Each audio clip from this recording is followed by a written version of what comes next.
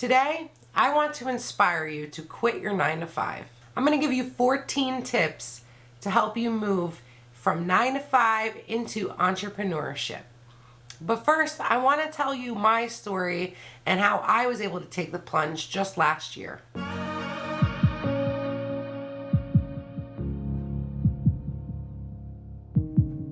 So it all started back in 2018.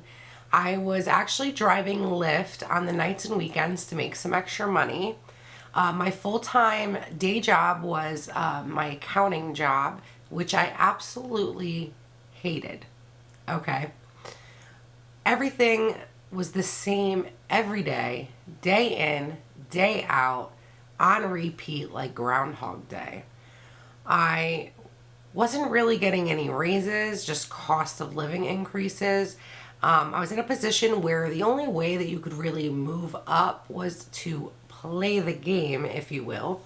And then besides that, in order for me to move up, because I was working remotely, I would have had to leave Raleigh, North Carolina and move to Dayton, Ohio in order to get any kind of promotion.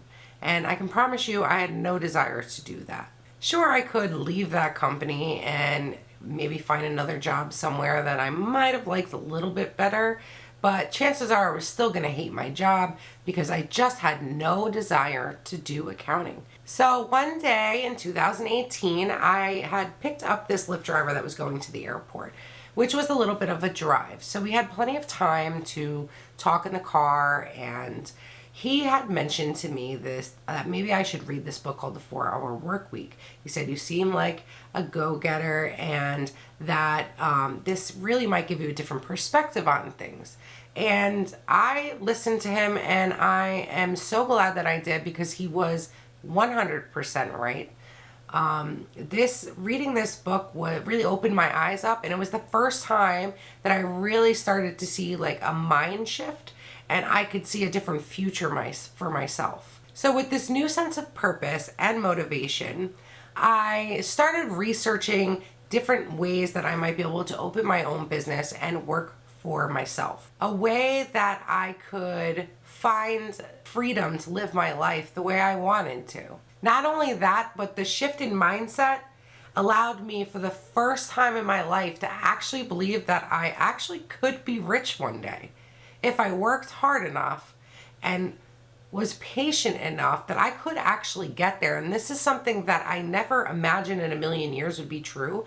I didn't think that that would be something that I would be able to accomplish. I mean, how could I ever move up enough in a company to get to the point where I could actually make that much money to be well off?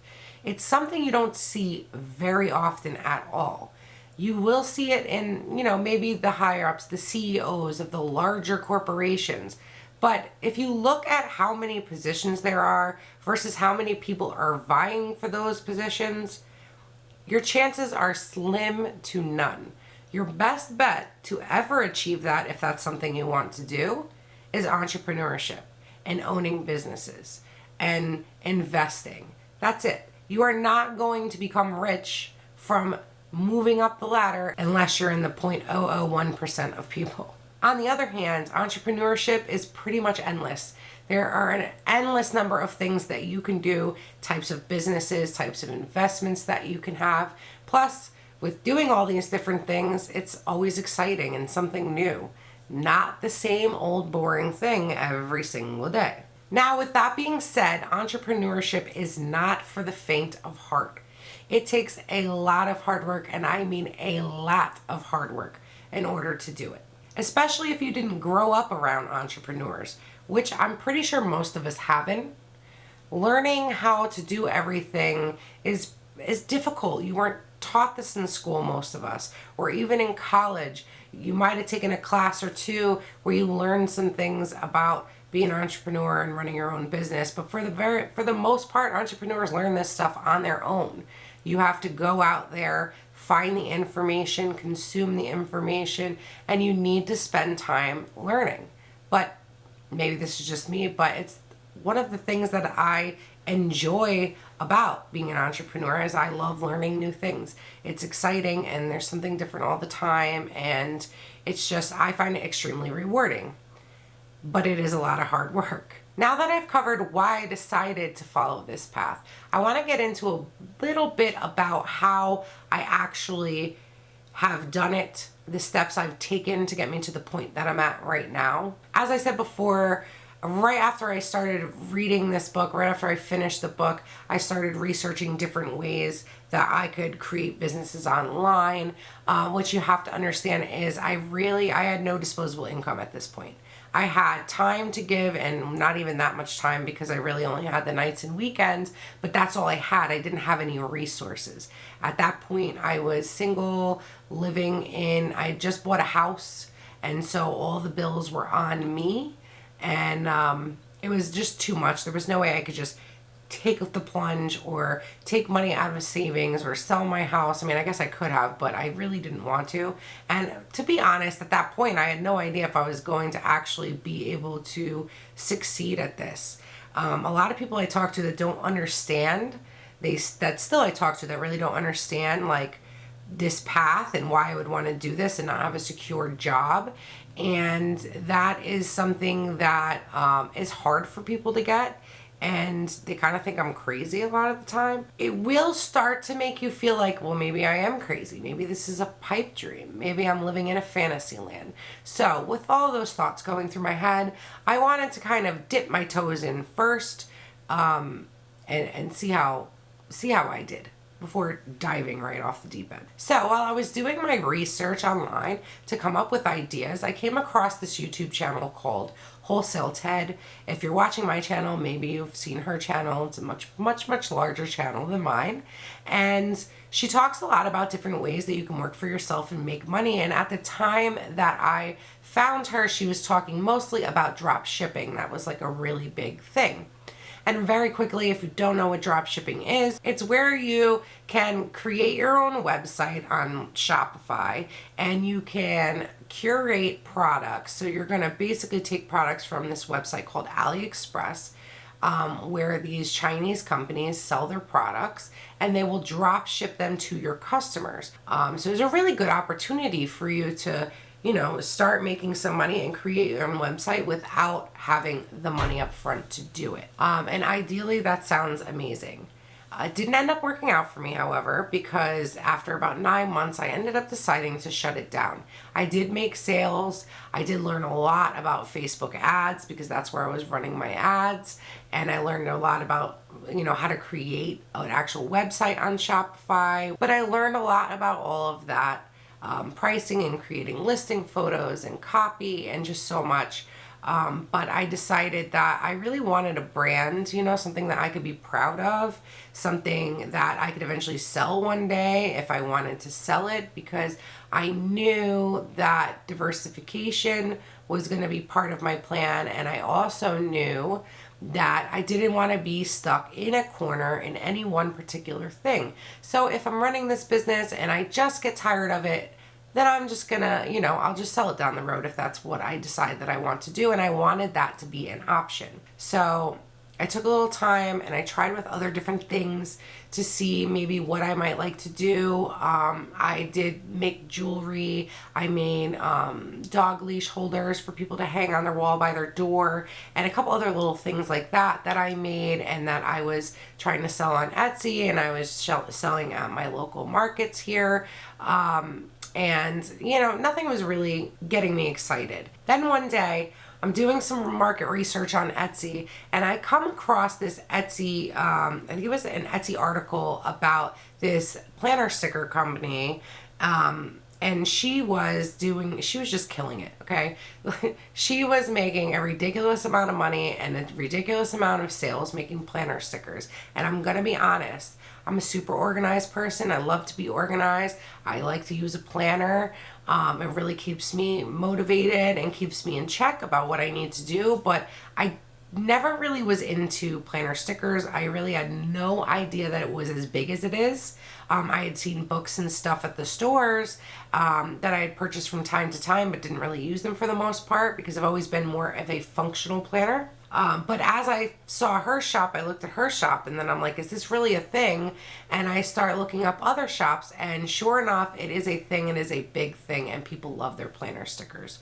So after seeing this, I was like, ooh, maybe I can do that. In 2020, of course, we all know what happened in 2020. In March of 2020, everything shut down because of COVID. And so now, even though I was still working full time because my job was remote anyway, there was nothing else to do on the nights and weekends now at all. So I really spent all of my time learning how to create these stickers, learning how to create them in the cutting program, and getting myself ready to open up my first real Etsy shop, I would say, where I was creating a logo and I was worried about my name and my brand and all of that. And then I ordered my first cutting machine, which I started out with a Cricut. I ordered my first printer, I ordered some sticker paper, and I opened my Etsy shop on June 1st of 2020. I really enjoyed doing it. Most of my time I spent trying to create new stickers and put them up there. And I did run some ads at the beginning, and it was a little bit of a slow start. I think I sold a couple in June, and then July I sold a few more, but it did take a little while to take off. And then I think by like October, it really started to pick up. And that's kind of when planner sticker season starts. I didn't even know that like June is the slowest month of the year for planner and sticker businesses. And that's when I started it. But it was good because it gave me the time to create and start adding more and more things. And then honestly, it wasn't till shortly after that I think August or September, I actually opened my own website as well, because I knew I wasn't going to want to stay on Etsy. Again, getting back to like building a brand and wanting to sell your company, you're not going to be able to do that on Etsy. You can't sell your Etsy shop. So I knew, okay, we're going to get some traffic and we're going to start on Etsy and then have the website and then get people to sign up for the email and then drive them to the website with the hopes that eventually I will get away from Etsy completely and just be running my own website, or have a small Etsy shop and most of my stuff on my website. And that was my plan. So now, of course, at this point, I'm still working my 9 to 5 and I'm running my business on the side on nights and weekends, and it's starting to get busier, and that's great, but I was getting tired. The busier the shop got, the more tired I was, especially during December and January. I was really struggling at this, like, let me see, I think by the end of 2020, I had a couple different journals, I had a planner, and then the stickers, so I had more going on than just the stickers, and it was getting extremely busy. So I spent the next year working both jobs and just trying to create as many products as I could to sell and do what I can to get my sales up, all the while thinking, all right, I need to get to the point where I can replace my day income with my business income. And this is where I think most people would prefer to be at, right? You keep your day job until you've fully replaced that income, and now you can move on and quit. Well, it wasn't working out like that because I couldn't dedicate enough time to get myself there in the business. I needed more time. What I needed to do was to make a plan and say, I want to save 18 months worth of bills. One, I want to save 18 months worth of bills. Two, I want to pay off all my debt. Okay, so if I could do those two things, then I will definitely feel more comfortable to quit and throw myself 100% into my businesses and see if I'm going to sink or swim. So that's what I did for the next year. I worked my butt off, saved every penny, had no social life, and I just saved everything I could. On top of all of that, what I did was I sold my house. So at the end of 2021, sell my house, buy a house with my sister so that I was splitting the mortgage, and the profits that I made from selling my house used to pay off debt and put towards savings, and then spent the next year working and saving until I got to my goal. And then of November of 2022, so November of last year, I actually quit my job. Scary as it could be, so scary and nerve-wracking, but extremely exciting at the same time. I mean, it's the biggest move I've ever made. I've always had a job since I was 16. I've always had that job security. I've never been the type of person that can just, sleep through the night without having some kind of security. So it was a really big deal for me. So I truly believe that if I could do it, anybody could do it.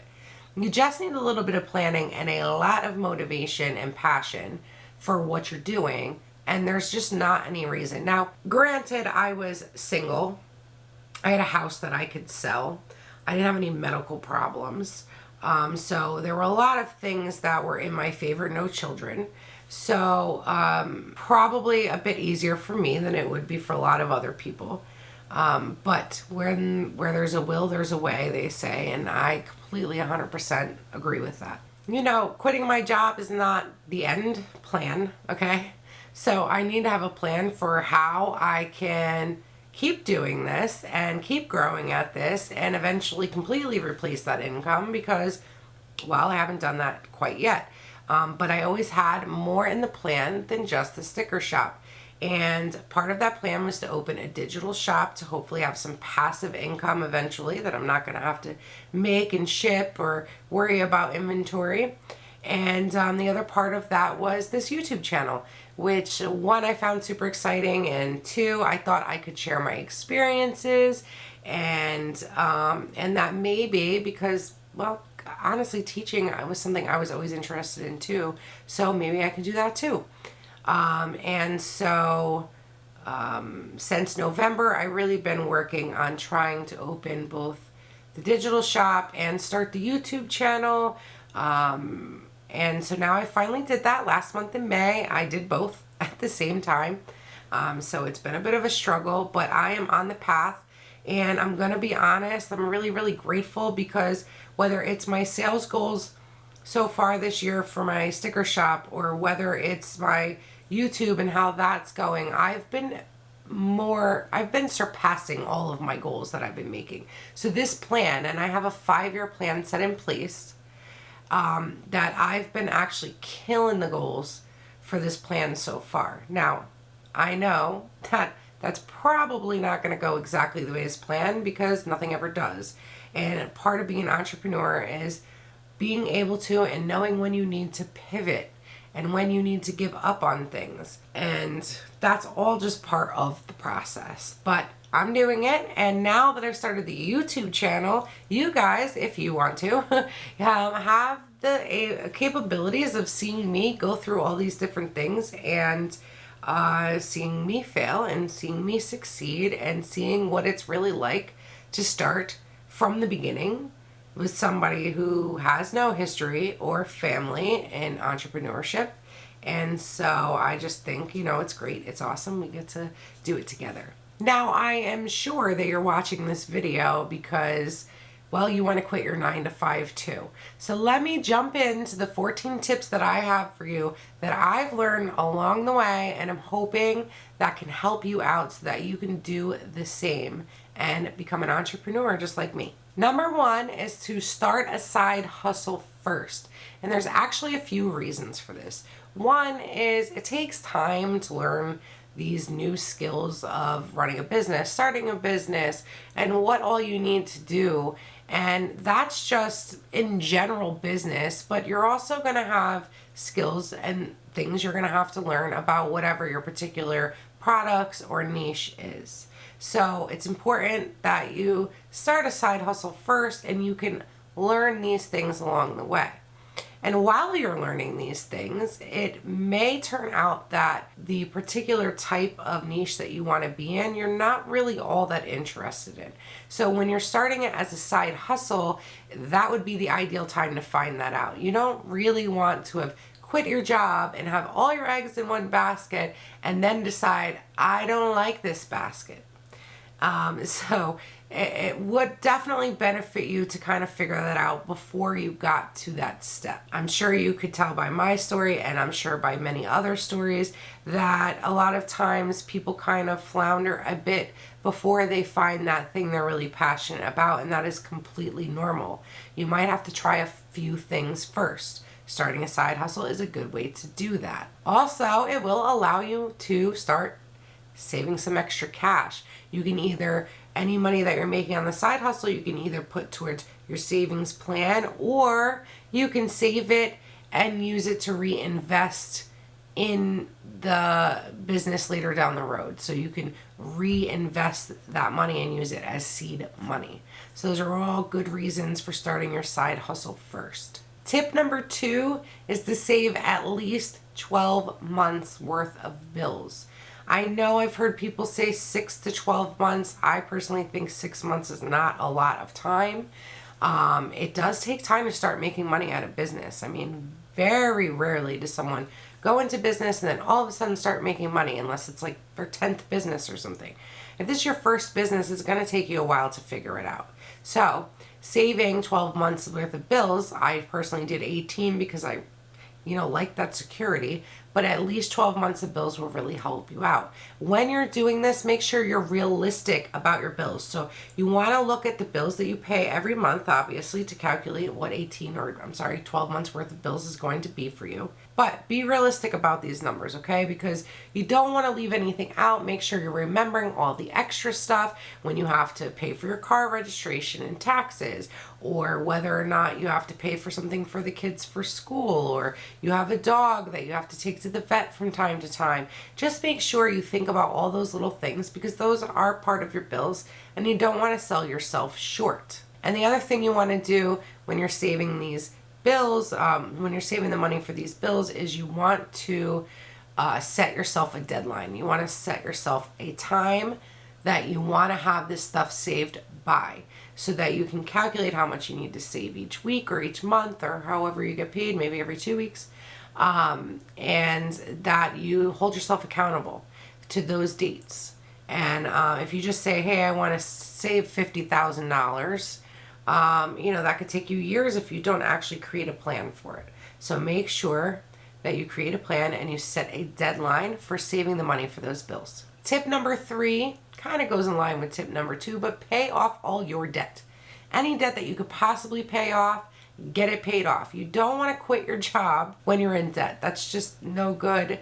It's really just a good way to put yourself in a bad place. So make sure you pay it all off, and again, create a plan and a timeline for yourself to do that. My number 4 tip is to start with a service or a digital product, if your niche allows that you could create these things. Again, low overhead, okay? So you're not going to have to worry about not only buying materials to make something else or buying inventory, but you also don't have to worry about finding the room to store it.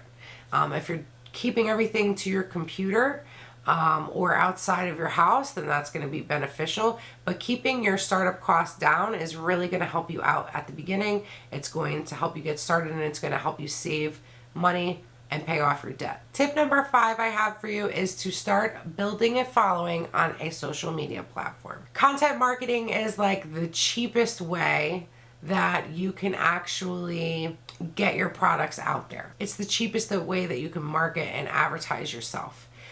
Paid advertising is a way that you can do it very quickly, but it can be costly and it is a gamble, because you don't know if it's going to pay off, especially at the beginning. You don't know if your products are going to sell. So, it is a gamble. You could do that if you have the money, but I definitely highly suggest starting with a social media platform. Even if you are doing advertising, paid advertising, I would definitely suggest having a social media following as well. And this is really great to get started right away, because it takes time to build a following on any social media platform. If you have a built-in audience before you start your business, or rather while you're growing your business, then you have what is called a warm audience. That means your audience already knows you, they already trust you, and they're going to be interested in your product. And it takes time and money, typically through advertising, to create a warm audience. But with a social media following, it's built right in. And a little advice that I have on the social media platform is, I'm not going to tell you which social media platform you should choose, because it really is going to depend on so many different things. One is going to be your niche, like what types of products you're going to be selling, and 2, it's going to depend on your personality and what you're comfortable with, and also maybe where your talents lie. So you can experiment or do a little research on which type of platform, but what I would like to suggest is that you start with just one at first. Just start with one platform, and then later down the road, when you either have help or you have more time or you've got that platform down to a science, then you can actually expand out into another platform. But if you try to work on two at the same time, all you're going to be doing is giving 50% energy to each, and you're going to be growing at half speed for each. If you put all of your focus that you have or time that you have to put towards social media, and if you put it in one, you're going to just grow that much faster, and you're going to get that much faster out of it.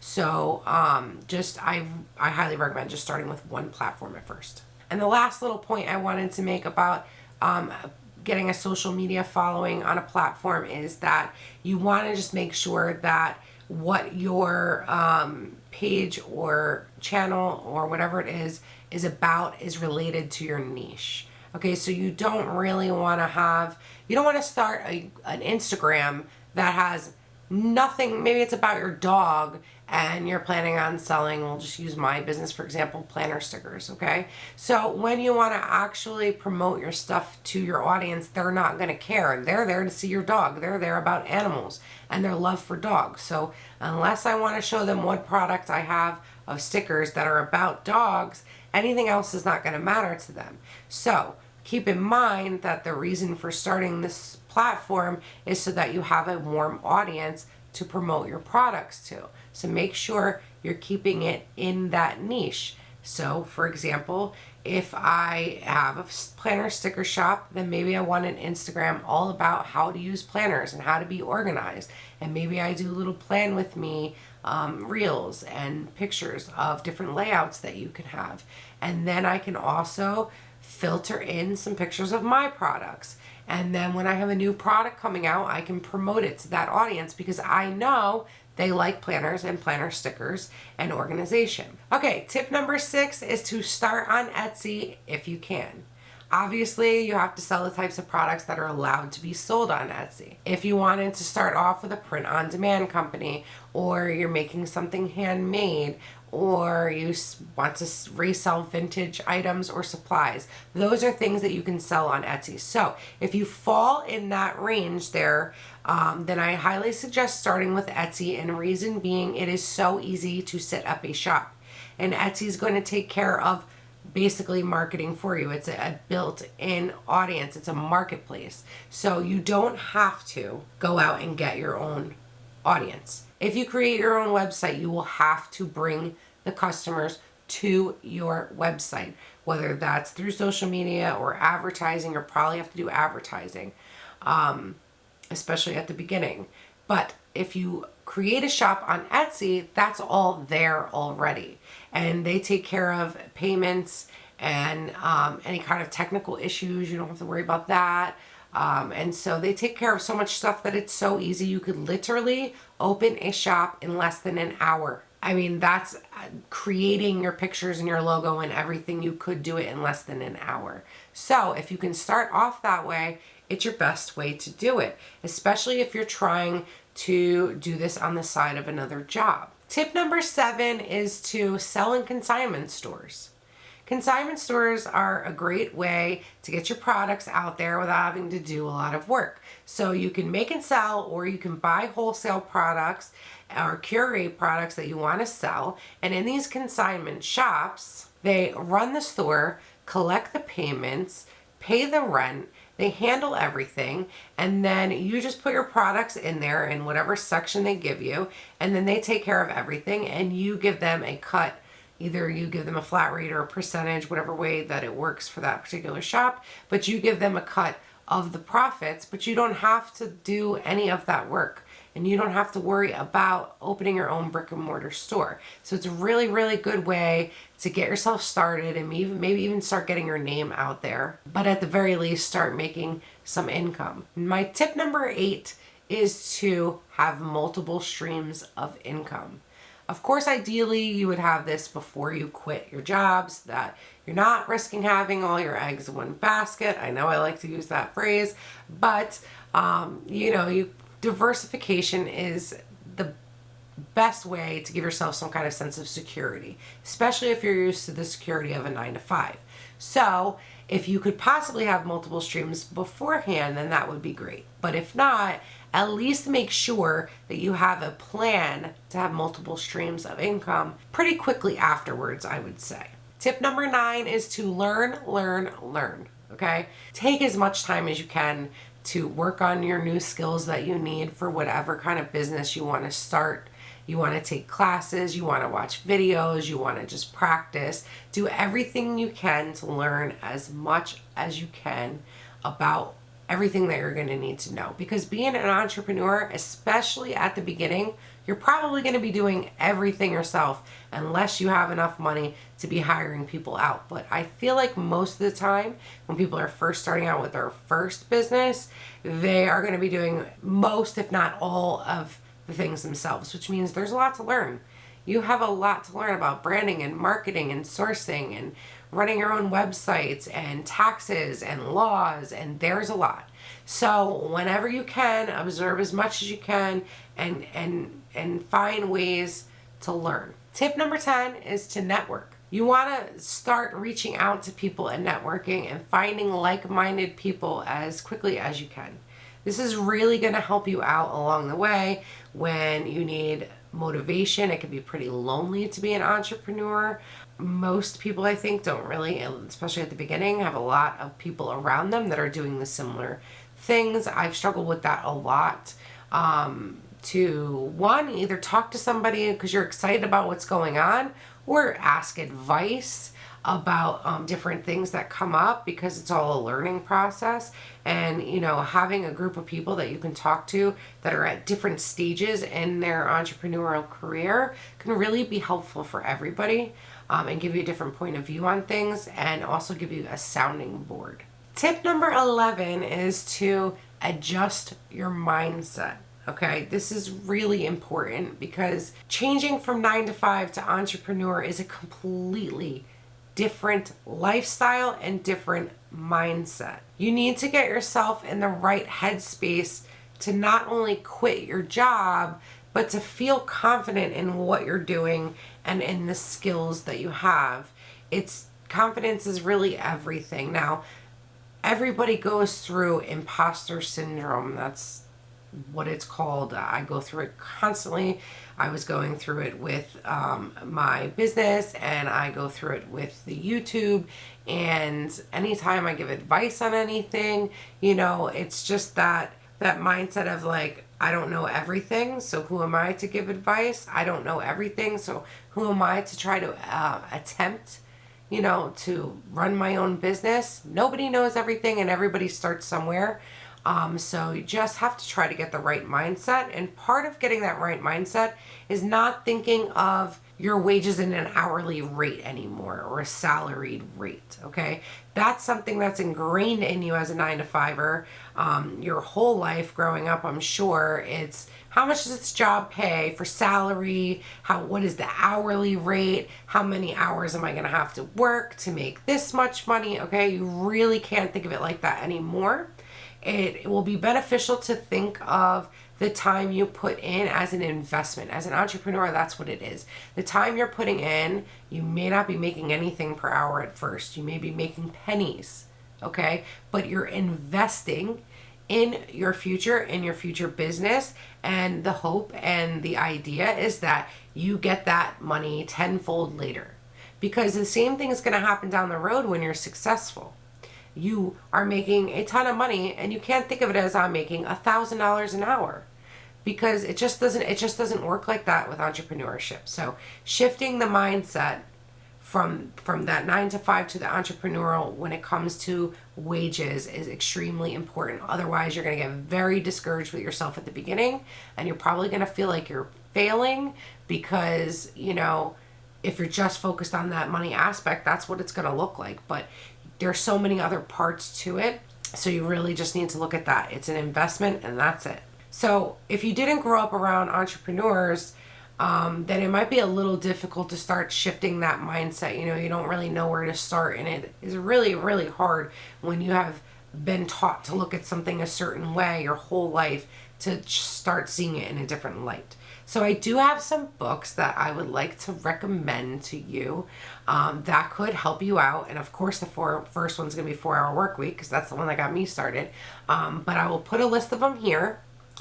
And that way, I mean, look them up. And I know all your spare time that you're going to have between running your side hustle and building a business and working your 9 to 5, you can read these books, or you can get Audible and just listen to them while you're, driving in your car, commuting to and from work, while you're on your break. I mean, there's tons of times you could do it while you're walking the dog, while you're exercising. They're really going to help you to see things in a different light.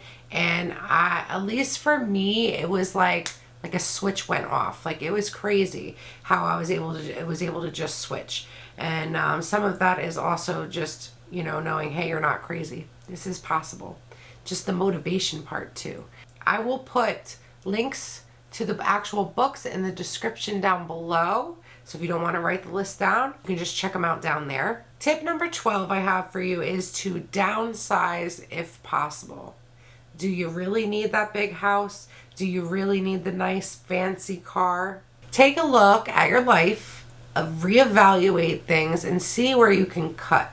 Because not only can this help you to save money and lower your bills for now and when you quit your 9 to 5, but you can also be eliminating some distractions. So if you have Hulu and Netflix and Amazon and HBO Max, and you have all these different subscriptions that you don't really need all of them, plus they're distracting you from doing your work, get rid of them, or at least get rid of some of them. Maybe you narrow it down to one.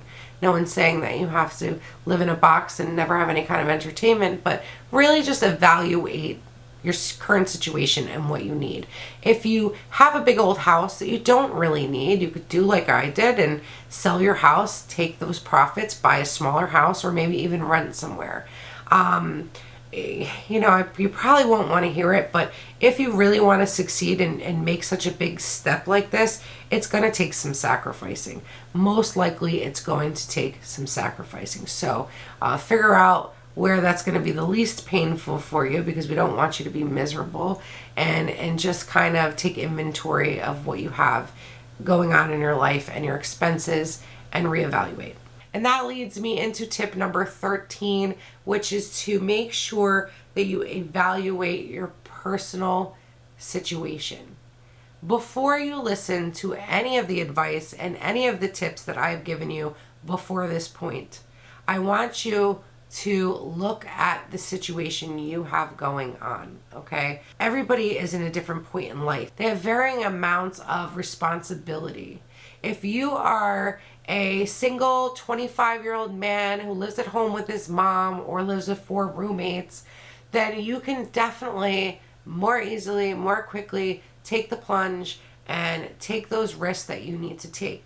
Where if you are a 35-year-old single mom with 3 kids, that's going to be a bit more difficult to do. You have kids you need to feed, you maybe have a mortgage that you need to pay, and there's other aspects to your life that need to be taken care of. So when listening to any of these tips, when creating your plans for quitting your job, just make sure that you take all of this into account and create a plan that works for you. It might take a little bit longer for you to get there, but that's okay. You will actually be amazed at how much weight is lifted off your shoulders just knowing that you have a plan in place that you're working towards. How much easier it could be to do that 9 to 5 when you know it's not forever and that you have somewhere else that you're going. It will make it a lot easier, even if it takes you a little bit longer to get there. Don't worry, just make your plan. And lastly, tip number 14 is to be prepared to fail. I know you probably don't want to hear that. It is important that you do not make the mistake of thinking that there's some magical business, magical formula that's going to have you quit your job tomorrow and be a millionaire overnight. It's not going to happen. You're also not going to get everything right. Everybody fails at some point. Just be prepared for that. That's what you'll have your savings for. That's what you'll have your plan for. But mentally, just prepare. Don't let yourself feel like a failure. Don't look at it as a failure. Look at it as your opportunity to learn something and to grow, because that's really what it is. If you keep trying, you can get there. It's when you give up because you're discouraged from your failure that you're really going to fail. But as long as you keep trying, those are not failures. Those are opportunities to learn. Please keep that in mind. It's a really important one, and that's why I saved the best for last. I sincerely hope this video was able to help you. And if it did, if you wouldn't mind giving a thumbs up, it would really, really help me out, and at no cost to you, might I add. Good luck on your journey. I know you can do it, and I'm here to help you out, and that's why my channel is all about entrepreneurship. If you want help along your journey, make sure you hit subscribe so you don't miss any of the videos, and then we could take this journey together. It is forever a learning process. That won't ever change. Thanks again, and I'll see you next time.